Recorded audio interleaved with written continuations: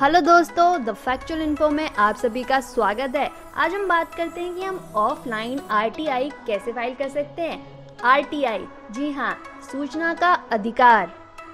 इन शब्दों को आपने पहले ही जरूर सुना या पढ़ा होगा। 2005 से लागू सूचना के अधिकार ने आम आदमी को इतनी ताकत दे दी कि वह भ्रष्ट सरकारी बाबुओं से लेकर भ्रष्ट अधिकारियों तक की नींद हराम कर दे। सूचना का अधिकार लागू होने के बाद जनता पहले से ज्यादा जागरूक हो गई और आरटीआई लोगों के बीच क्रांति का एक नया माध्यम बनकर उभरा है। आज हम आपको बताने जा रहे हैं कि कैसे आप आरटीआई का इस्तेमाल करके सरकारी विभाग से सूचना मांग सकते हैं। आरटीआई के जरिए आप सरकार से किसी प्रमाणित दस्तावेज की कॉपी भी मांग सकते हैं। ये भी जानना जरूरी है कि आरटीआई के तहत कौन कौन से डिपार्टमेंट आते हैं जिनसे हम सूचनाएं मांग सकते हैं।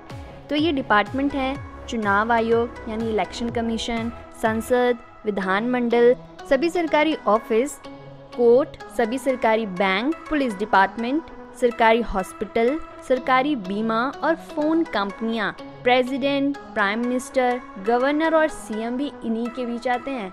इन सभी डिपार्टमेंट से आप वो सूचनाएं मांग सकते हैं जो आपको शंका में डालती है। जो सूचनाएं देश की एकता, अखंडता और सुरक्षा को प्रभावित करती हैं, वे सूचनाएं आपको नहीं दी जाएंगी। सेक्शन 8 के तहत विभाग के आंतरिक जांच से संबंधित सूचना भी आपको नहीं दी जा सकती।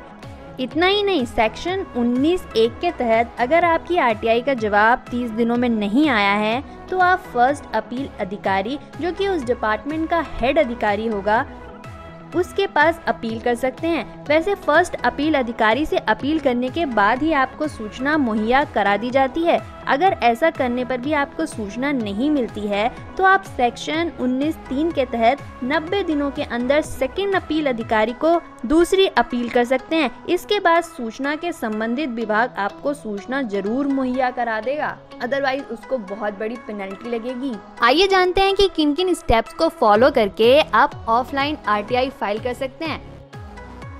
जिसे आप स्क्रीन पे देख रहे हैं, इसे कहते हैं पोस्टल ऑर्डर। इसे आप किसी भी पोस्ट ऑफिस में जाके ले सकते हैं। ये डिनोमिनेशन 10, 20, 50, 100 किसी भी अमाउंट में मिल सकता है। बड़े अमाउंट में नॉर्मली वैकेंसीज के अपॉइंटमेंट में इसे यूज़ किया जाता है। जो भी वैकेंसीज ऑफलाइन होती हैं वो कहती हैं कि आप 150 का, 300 का पोस्टल ऑर्डर दे दीजिए। तो 300 यानी अगर किसी भी पोस्ट ऑफिस में 100 के 3 लेंगे तो उसे एनवेलप में डाल के जहां अपॉइंटमेंट मंगाया गया होता है वहां भेज दिया जाता है। और आरटीआई मांगने के लिए यही 10 रुपीज़ के पोस्टल ऑर्डर के थ्रू हम आरटीआई मांग सकते हैं। Next what we need is this envelope. ये एनवेलप हमें इसलिए चाहिए होगा क्योंकि हमारी एप्लीकेशन जो है आरटीआई की वो ऑफलाइन है और हमें ये पोस्टल ऑर्डर को विद दैट पेपर जिसमें हमने अपनी कंप्लेन लिखी हो या अपनी नीड लिखी हो कि हम किस रिगार्ड में आरटीआई भेज रहे हैं, इस एनवेलप में डाल के हम उस अधिकारी या उस डिपार्टमेंट को भेजेंगे।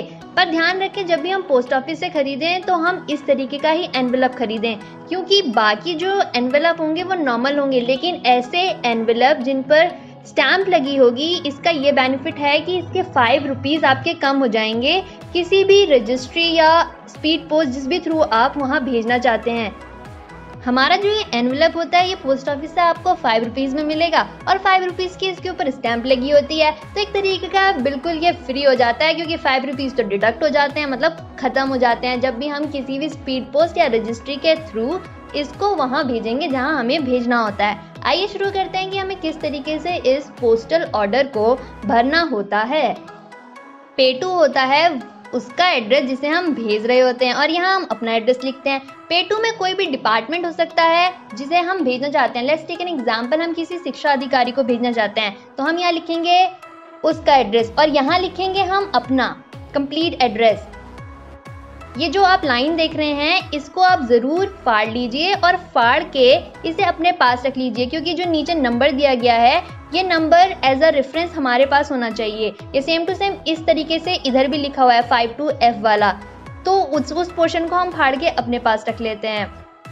और ये ध्यान ज़रूर दीजिए कि जब भी आप पोस्ट ऑफिस से पोस्टल ऑर्डर खरीदें तो वो मोहर लगा हुआ हो प्लस साइन किया गया हो और मोहर उस जगह पे लगी हो जिस जगह पे मैं आपको शो कर रही हूँ, तब ये वैलिड माना जाता है। अब नेक्स्ट हमें चाहिए वो पेपर जिसमें हमने पूरी अपनी आरटीआई की इंफॉर्मेशन लिखी होती है। इसमें हमने सब कुछ मेंशन किया होता है। विषय हम ये लिखते हैं कि सूचना का अधिकार 2005 के अंतर्गत, और ऊपर वही सेवा में जिसको भी हम भेज रहे हो। जैसे एग्जांपल ले लेते हैं जिला शिक्षा अधिकारी। इस पेपर में मैंने जिला सूचना अधिकारी, जिला शिक्षा अधिकारी जो होते हैं डिस्ट्रिक्ट के, उससे कुछ इन्फॉर्मेशन लेने के लिए ये एक पेपर रेडी किया है। ठीक, तो उसी एड्रेस को जहां हमें भेजना है हमने लिख दिया पेटू में। जैसे लोक सूचना अधिकारी, जिला शिक्षा अधिकारी, प्रारंभिक शिक्षा, और ये एड्रेस है भीमताल नैनीताल। आप ये एड्रेस कुछ भी हो सकता है। मैंने एज अ रेफरेंस आपको बताने के लिए यहाँ पे भीमताल नैनीताल लिख दिया, जो कि मेरी लोकेलिटी में है। उसके बाद हम लिखेंगे अपना कंप्लीट एड्रेस कि हम कहाँ रहते हैं, ताकि जब ये आरटीआई वापस आएगी तो हमें पोस्टमैन को हमारा एड्रेस तक पहुँचाने में कोई भी दिक्कत ना हो। इसलिए अपना एड्रेस कंप्लीट मेंशन जरूर करें। अपने इस एड्रेस को उस आरटीआई फॉर्म में मेंशन करना बिल्कुल ना भूलें। कंप्लीट आप उसमें लिख सकते हैं, और फॉर्म में आपको कुछ भी ऐसी दिक्कत की बात नहीं है कि हमें आरटीआई के अंदर क्या लिखना है। ये तो वो इच्छा है कि आदमी ने क्या पूछा है, उसके सारे क्वेश्चंस, क्वेरीज इस फॉर्म में लिखे होते हैं कि भाई हमें इस रिगार्ड में आरटीआई चाहिए और हमें जल्द से जल्द उपलब्ध कराने की कृपा करें। बस दैट्स इट। अपना नाम लिख के, साइन करके, और अपना पूरा पता लिख के, प्लस यहाँ पे जो आपको मैंने बताया था नीचे सीरीज नंबर है, ये भी आप उस पर मेंशन कर दें तो और अच्छा होगा। जो भी आपने फॉर्म बना रखा है आरटीआई का। जब सब कुछ कंप्लीट हो जाए तो बात आती है एनवेलप को भरने की। 2 में आप सेम टू सेम वही एड्रेस लिखेंगे जो आपने पोस्टल ऑर्डर के पे 2 में लिखा था, जिसे आप भेज रहे हैं, और पीछे आप अपना एड्रेस लिखेंगे। ठीक, आपको सेम यही एड्रेस लिखना है। जैसे मैंने लोक सूचना अधिकारी लिखा है, हम यहाँ 2 पे भी यही सेम एड्रेस यहाँ लिखेंगे, जैसे मैंने ये लिख लिया। ठीक, नीचे पिन कोड लिखना होता है, ये मैंने अभी लिखा नहीं है। आपका जो भी पिन कोड हो आप यहाँ पे फिल कर सकते हैं। इस तरीके का हमारा एनवेलप पूरी तरीके से कंप्लीट हो गया। पीछे हम अपना एड्रेस लिखेंगे, जो एड्रेस हमने आईपीओ में पोस्टल ऑर्डर में लिखा था बैक में, यही हमने पीछे एनवेलप पे भी लिख दिया, और हमारा फॉर्म भी रेडी है। अब इसके बाद इन दोनों चीजों को स्टेपल करके हम एनवेलप में डाल देंगे, और नजदीकी पोस्ट ऑफिस में जाकर रजिस्ट्री या स्पीड पोस्ट जो भी हमें करना हो उसका बारकोड लगा के आप इसे कर सकते हैं पोस्ट। बाकी रिगार्डिंग इन्फॉर्मेशन आपको पोस्ट ऑफिस में मिल ही जाती है कि आपको क्या करना है। प्लस जो मैंने यहाँ ऊपर लिखा है सूचना के अधिकार अधिनियम 2005 के अंतर्गत प्रार्थना पत्र, इसे भी अगर आप मेंशन कर दें तो अच्छी बात है, वरना कोई नीड नहीं है। इसके बाद पोस्ट करके स्लिप अपने पास रखिए और इंतजार करिए अपने आरटीआई के जवाब का।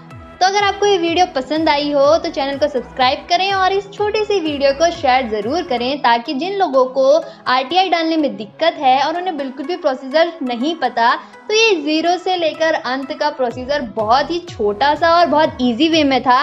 इसे ज़रूर फॉलो करें और लोगों को भी बताएं एंड वीडियो को शेयर करें, ताकि उन्हें कुछ भी दिक्कत का सामना ना करना पड़े।